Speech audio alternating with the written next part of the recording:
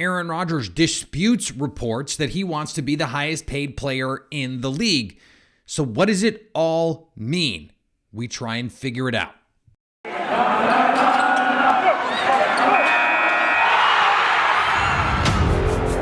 You are Locked On Packers, your daily Green Bay Packers podcast. Part of the Locked On Podcast Network, your team every day.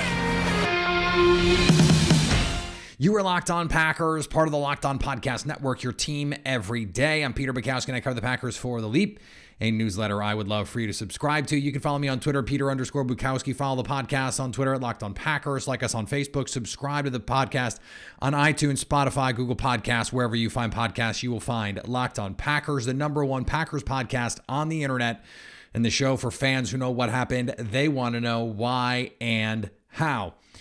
Today on the show, we're going to dive into more of the latest with Aaron Rodgers because we can and because we have to and because I think Aaron Rodgers is going to make a decision on his future very, very soon. Thanks for everyone making Locked On Today their first listen, Locked On Packers. But if you make Locked On Today your first listen of the day, that's also great. Thanks for making Locked On Packers your first listen of the day. We hope you enjoy starting your day with us as much as we enjoy starting our day with you. So, since we last spoke, Aaron Rodgers disputed directly and specifically the report from Diana Rossini that he was seeking to become the highest paid player in the NFL. And remember the way that we phrased this last week. Remember the discussion that we had about, well, maybe it's not that he wants to be the highest paid player in the league. Maybe it's that he wants the Packers to want him to be the highest paid player in the league. Some of this stuff is going to end up being semantics. Whether or not he wants to be the highest paid player in the league, whether or not he wants $50 million is not actually the point. It's really not. It's what is the practical effect of whatever decision that he makes. That is what matters. What is the outcome? Right? Because he's smart enough to know what the outcome is. And so here's the reality. When the Packers restructured his deal last July, they knew that in this moment, it would be trade, retire, extension. Those were the only options. He could not play. He could not play for the Packers, given their cap situation on the contract as it was constructed once it was reworked. And we've been talking about this since it happened. He can't count $46.5 million on the cap for Green Bay in 2022. He just can't. And when you go back and look at it last season, he counted $27 million on the cap. That is a workable number. And if they can get it in that range from 25 to 30, which they can do, then that's what makes sense. Here's the thing. The Packers have twice offered, at least twice, but twice reportedly offered top of market deals. That means $45+ million a year. If you sign an extension at the top of the market, then it doesn't matter if the goal was to sign a deal at the top of the market. It happened. And it needs to be structured in a way that allows the Packers to have the flexibility to do the things that, by the way, Aaron Rodgers wants to do, which is keep guys like Devontae Adams, presumably keep guys like Allen Lazard, Big Bob Tunyon, Marquez Valdes-Scantling, maybe even Randall Cobb, Billy Turner, Preston Smith, guys that he's close with, guys that he thinks are valuable to this team, guys that were in his Instagram post such that you care about these things.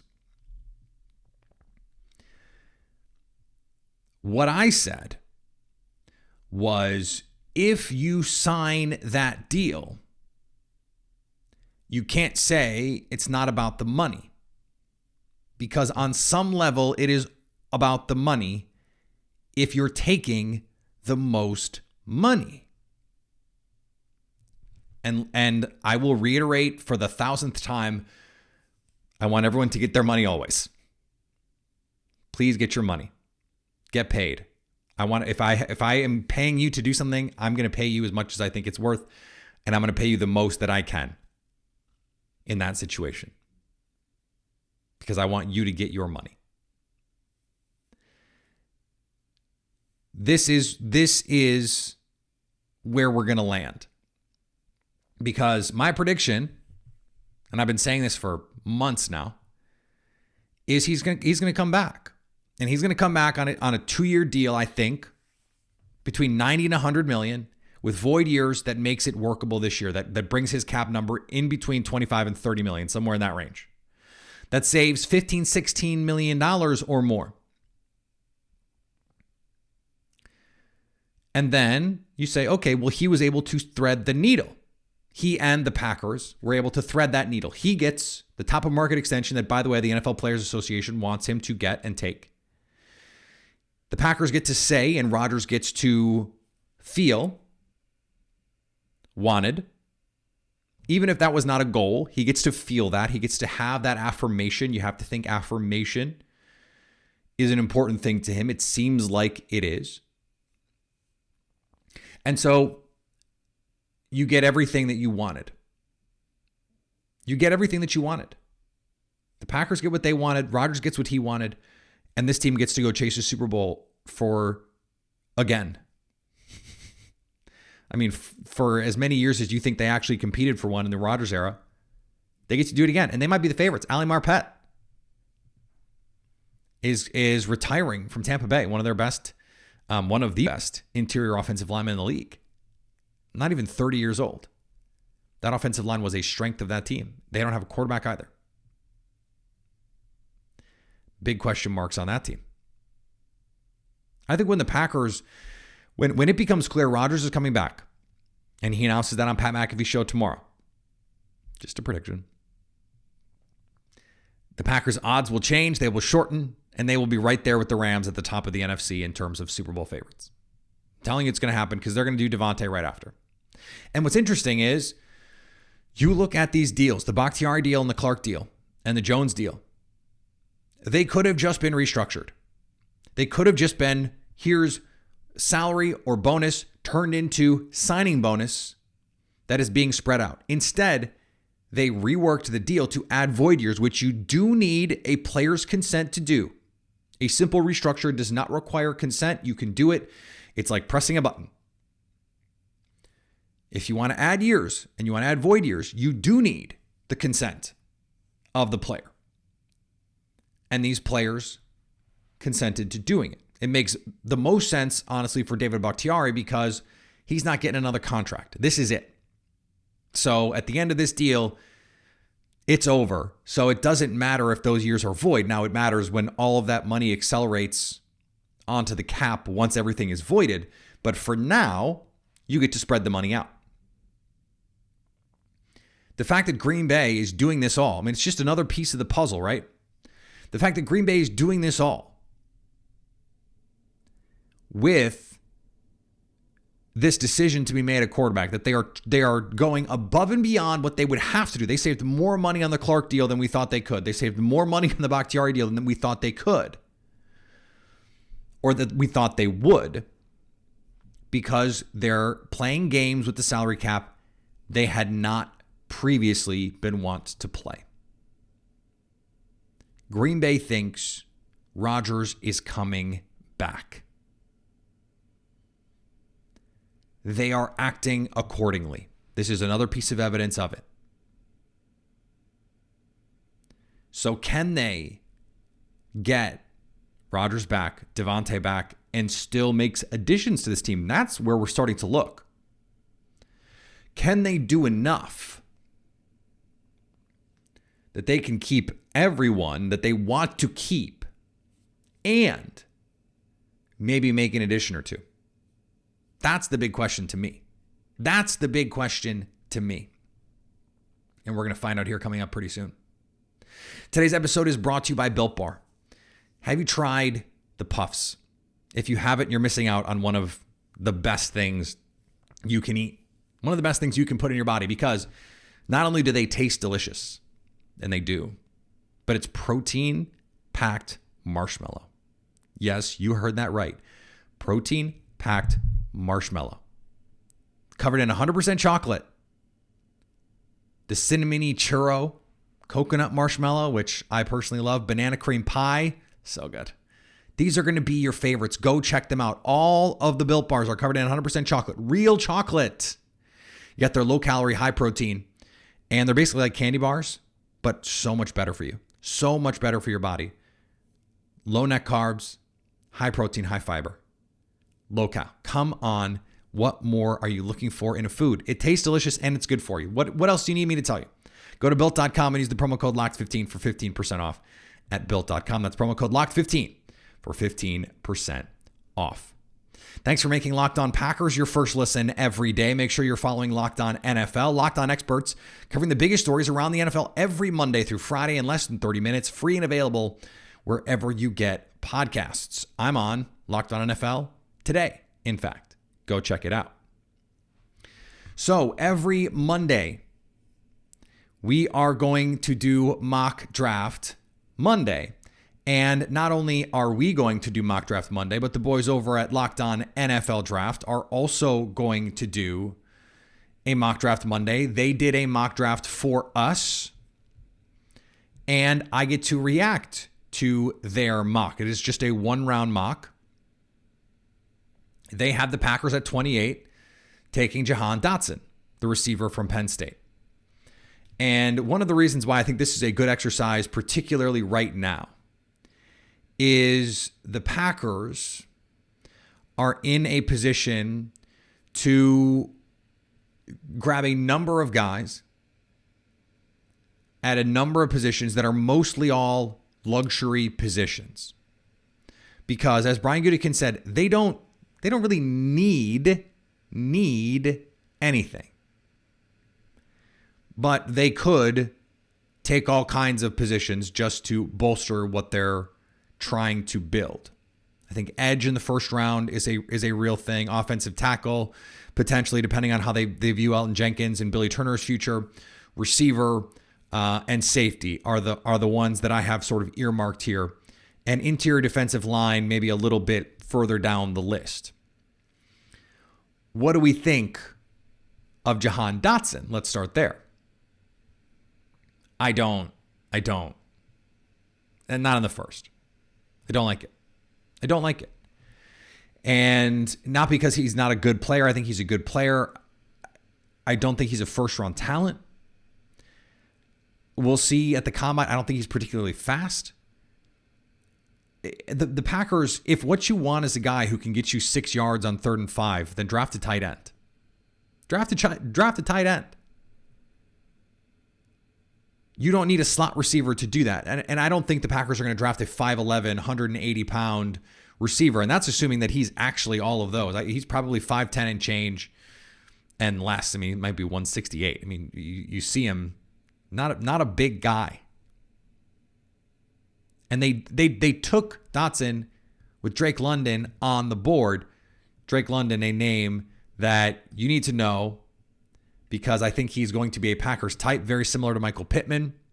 We'll see what he runs. That's going to be the big question. The combine is getting ready to start.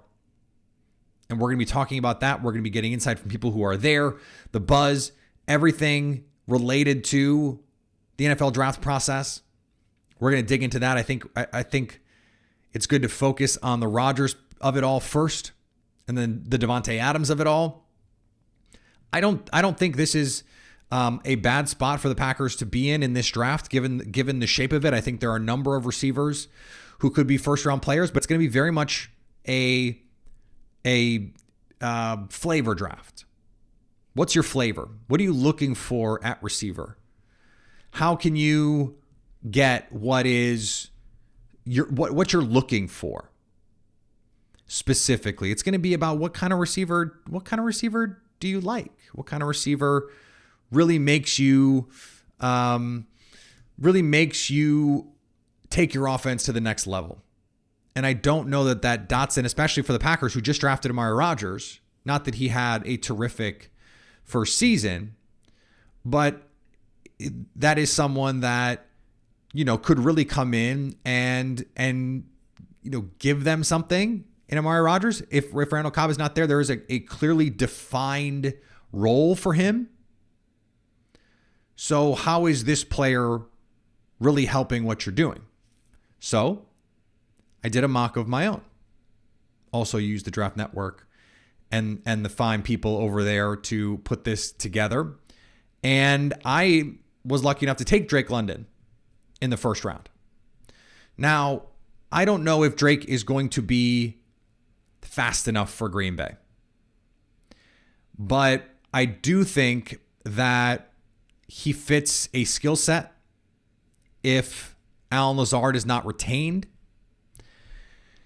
And he is the kind of player who could come in and really become that top level number 2 receiver for you, especially with the questions that are out there with MVS and Allen Lazard, and who are the receivers that you're going to keep beyond this moment. These are things that you have to be thinking about. Of course, the Packers are thinking about them. And I love Drake London. So he is someone that I really think can be a big part of what they want to do in this offense. They threw him bubble screens for someone who's 6'4", 210 with movement skills. That's weird. They gave him jet sweeps. He has juice. Contested catch guy. Someone who doesn't have to be open to get the ball. And the Packers have the perfect quarterback for that in Aaron Rodgers. And yes, Aaron Rodgers is going to be the quarterback. In the second round, I got Travis Jones, the interior defender from UConn. Nose tackle. Allows Kenny Clark to play a little bit more 3-tech. TJ Slayton played nose and more across guards at times. I think that if you just put another big body in there, you give Kenny Clark the flexibility to play all over the place. You want 2 monster guys in the B gaps in this Joe Barry defense, guys who can eat up blockers, who can eat up space. And Travis Jones is a very talented player who I think fits the archetype of what the Packers are looking for in defensive linemen. They either want a long penetrator, a Kingsley Keke or a Dean Lowry, who's not as long, but who's more of a borderline 4-3 kind of 5-tech, or that true nose. They have not really gone after these 3-tech types in a long time because it's just not been what the defense is requiring. You have Kenny Clark who can do that. And so you're going to get Travis Jones, who's 6'4", 330, this big physical, imposing guy who can eat up blockers, eat up space, and keep a Devondre Campbell free. And then in the third round, I got Jeremy Ruckert, the tight end from Ohio State. I think the Packers are going to take a tight end, and I think it's going to be a hedge against Big Bob Tonyan. Now, the thing about Tonyan is the Packers, I think, have a decent chance to bring him back because he probably will not be able to even work out for teams until the spring.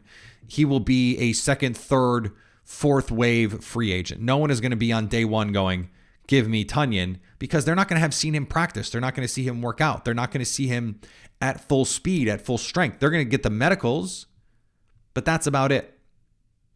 No one is going to have a better idea of what Big Bob Tonyan is both capable of doing and what he has been doing than the Packers. And if you're Tonyan and you have to play on what is likely a 1-year deal anyway, why not go back to a team, assuming Aaron Rodgers is back, and we are assuming that, who you have this rapport with? He trusts you. Remember that throw early in the season where Allen Lazard's wide open in the middle of the field. He fits it into Tonyan in between 3 defenders. Rodgers is going to throw him the ball. He was just starting to heat up, Tonyan was. And that's when he got hurt. Josiah DeGuara, clearly not someone Aaron Rodgers trusts yet. Mercedes Lewis getting up there in years. We'll see what his future is in Green Bay. We know guys like Jay Sternberger out the door. Dominique Daphne, just a guy. I think in the third round, 92nd pick, Jeremy Ruckert is someone who caught my eye when I was studying those Ohio State receivers, Chris Olave and Garrett Wilson. And I was like, oh, wait. No, this Ohio State tight end can play. And he can. He really can. The Packers would like to have someone who can be a full-time, I can do everything kind of guy. I can block. I can catch passes. I can do whatever you need. They don't have that guy on the roster currently. Is it Jeremy Ruckert? Well, we'll see. That's what the draft is. A big fat we'll see. But I think he has some talent. And as we go through the draft process, it certainly will be trying to provide a lot more insight on what I think of these guys as I study them. I've looked at the receivers so far, the top receivers, the first round receivers. Most people think there's 5 or 6 that could go in the first round. But it also seems like most people think there's really only 3 or 4 who should. Or guys who would normally go in the first round, but because of the way this draft class looks, this is how it's going to play out. Packer fans are going to have their favorites. This is not the 2014 class. This is not the 2020 class. But we're basically never going to have a bad receiver class ever again, just because that's the way football works, because that's the way 7-on-7 works. That's the way all these camps work. That's the way the NFL and college and high school all work. These teams are running, these crazy offenses at 14, 15, 16. And they're running the spread. They're in 11 personnel. They're, in 10 personnel. They're really going for it. Playing empty. And these receivers are getting more and more polished earlier and earlier in their football lives, which means they come to the NFL more ready to play. Now, does that mean Aaron Rodgers is going to throw to them? Maybe not. Maybe not. We'll see on that part of it. Today's episode brought to you by BetOnline. Football season might be over, but basketball is in full steam for both pro and college hoops. For all the latest totals, player performance props, to where the next coach fired is going to land, BetOnline.net is your number one spot for all your sports betting needs. BetOnline remains the best spot for all your sports scores, podcasts, and news this season. They've got hockey, boxing, UFC, golf, and a lot more. Head to the website or use your mobile device to learn more about the trends in action. BetOnline, where the game starts. And thanks for making Locked On Packers your first listen every day. Now go make your second listen Locked On NFL Draft.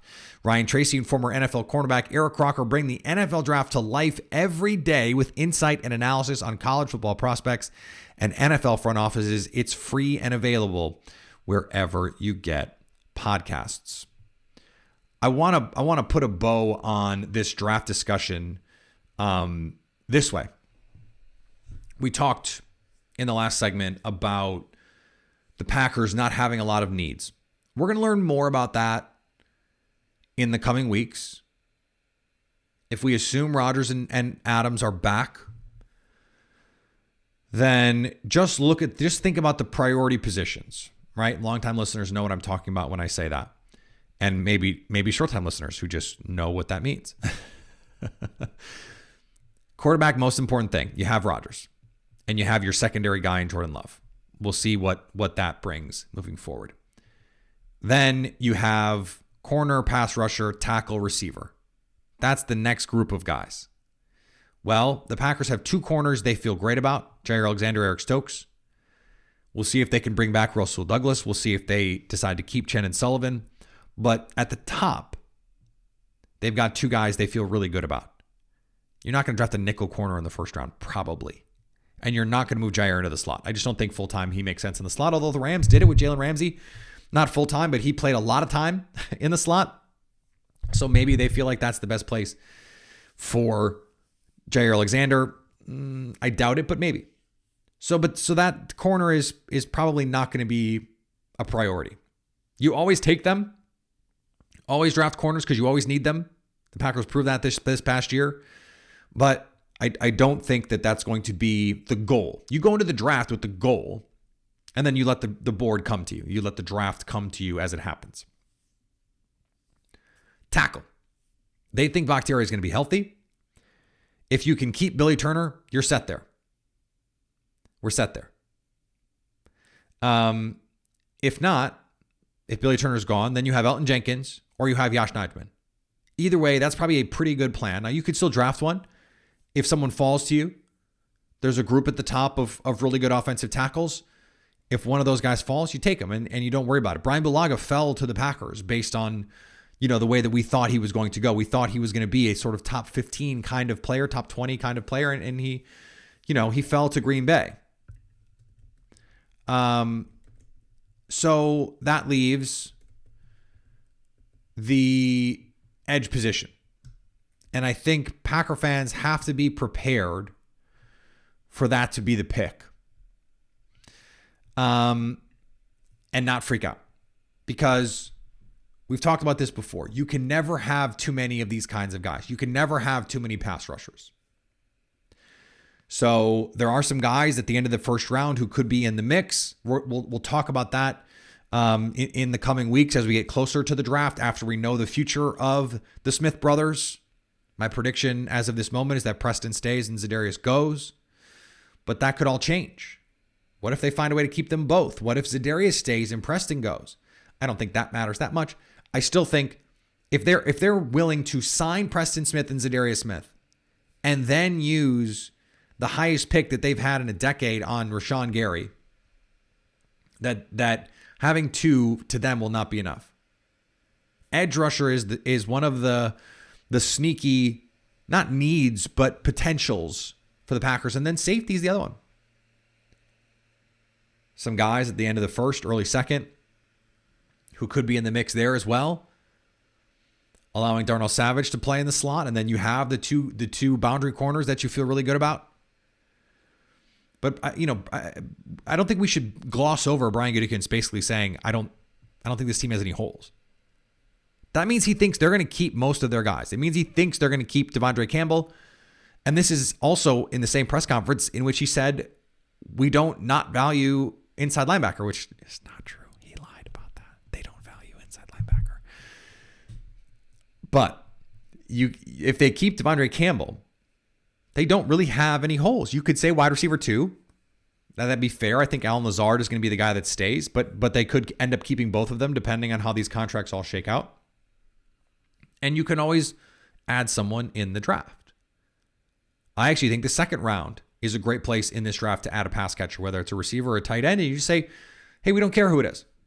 Second round is traditionally the value zone for receivers. It's been where the Packers have found some great guys. Second and third rounds for Green Bay. Day 2 has been highly fruitful for them. Devontae Adams, Randall Cobb, Jordy Nelson, Greg Jennings, James Jones. Find a better group than that, right? So in the first, maybe you go edge. Maybe you go safety.